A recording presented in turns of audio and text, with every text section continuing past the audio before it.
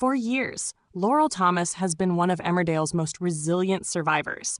She has endured failed relationships, family conflicts, emotional betrayal, and more recently, a series of deeply personal setbacks that would leave most people emotionally exhausted.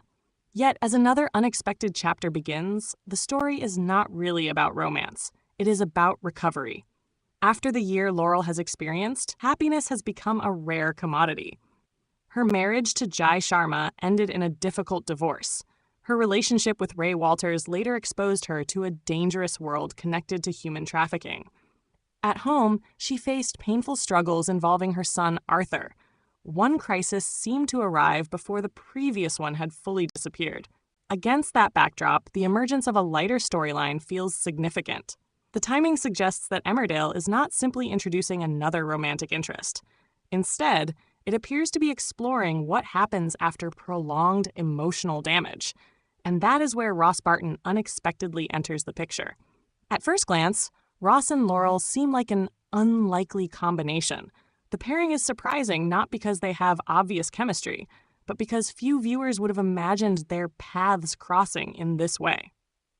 Ross has spent much of his recent storyline pursuing relationships with little long-term commitment. His recent attempt to reconnect with Manpreet ended quickly, forcing him to look elsewhere. What follows is not a grand romance. Instead, it begins with something much smaller: a dance. According to Charlotte Bellamy, Laurel and Ross connect during salsa dancing, creating a playful and flirtatious atmosphere. Importantly, she describes the storyline as lighthearted and fun. That description may sound simple, but it reveals something deeper about where Laurel currently stands emotionally. After years of trauma-driven storylines, fun itself has become meaningful, and that shifts the conversation from romance toward something more interesting. The most revealing phrase connected to this storyline comes directly from Bellamy herself. She describes Laurel's upcoming choices as sexual liberation. That label immediately changes the framework through which viewers are encouraged to interpret the story. This is not presented as Laurel searching for her soulmate, nor is it presented as a tragic rebound. Instead, the storyline appears to focus on personal agency. For perhaps the first time in a long while, Laurel is making choices that are entirely her own. There is no controlling partner. There is no emotional dependency. There is no larger crisis driving her actions. Instead, there is simply desire, curiosity, and the freedom to explore both. Yet Emmerdale also seems aware of the risks that come with this direction. Bellamy openly jokes that she does not want Laurel to become the local bike, reflecting concerns that audiences could misinterpret Laurel's newfound confidence as recklessness. That tension is what makes the storyline particularly interesting. Television often struggles when portraying women embracing independence after difficult relationships. Characters are frequently pushed toward either complete stability or complete chaos, with little room in between. Laurel's current journey appears to be attempting something more nuanced, not a search for true love, not self-destruction, but experimentation. And that brings us back to Ross, because despite the romantic framing, Ross may not actually be the destination. He may simply be part of the process.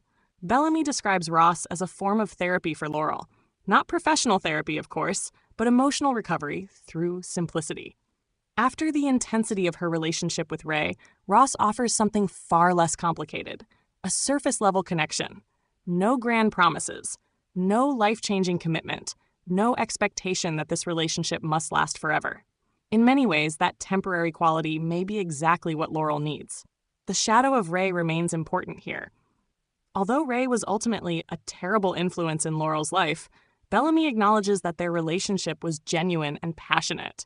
Even short-lived experiences can leave lasting emotional marks, and Emmerdale appears to be examining that reality. The relationship damaged Laurel, but it also awakened something. Not necessarily a desire for another serious commitment, but a renewed awareness of her own wants and needs. That distinction matters. Rather than rushing immediately toward another life partner, Laurel seems to be exploring who she is when she is no longer defined by crisis. And perhaps the most unexpected detail of all is how the Ross storyline ends. It is not Ross who walks away. It is Laurel. According to Bellamy, Laurel ultimately decides when she has had enough and rejects Ross herself. That reversal is crucial. Soap operas often build narratives around women being chosen or rejected. Here, the power dynamic shifts entirely in Laurel's favor. She determines the boundaries. She decides the ending. Ross is not the one controlling the situation. Laurel is. Viewed through that lens, the storyline becomes less about romance and more about autonomy. The relationship exists, serves its purpose, and then ends on Laurel's terms. For a character who has spent much of the past year reacting to circumstances beyond her control, that may be the most important development of all. What makes this storyline stand out is not its shock value. It is the gradual transformation taking place beneath the surface.